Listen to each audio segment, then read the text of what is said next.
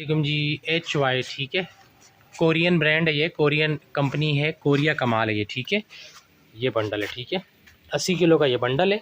Korean रज़ाई है ये, माल ये सेकंड हैंड होता है, ठीक है।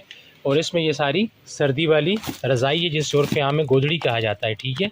इसमें सिंगल बेड और डबल बेड का आपको माल मिलेगा। इसमें डबल बेड के दाने इसमें ज़्यादा होते हैं, ठीक है। और इसमें जो दाने निकलेंगे वो 40-45 दाने इसमें से तकरीबन निकलते हैं, ठीक है ना।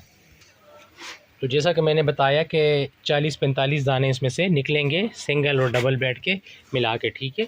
ये इस तरह का ये माल है, ठीक है। 80 किलो का ये बंडल है, कोरियन बंडल है ये, ठीक है, कोरियन माल है ये।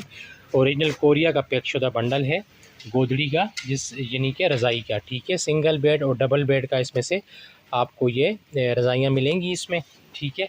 और बाकी ये है कि अच्छा माल है, मुनासिब है, रेट बहुत मुनासिब है अभी, क्योंकि अभी सर्दी स्टार्ट नहीं हुई। जैसे सर्दी स्टार्ट हो जाती है फिर ये माल महंगा भी हो जाता है, फिर अच्छे माल की शॉर्टेज भी हो जाती है। तो जिस किसी को चाहिए रब्ता करें, इंशाल्लाह रेट बहुत मुनासिब है इसका।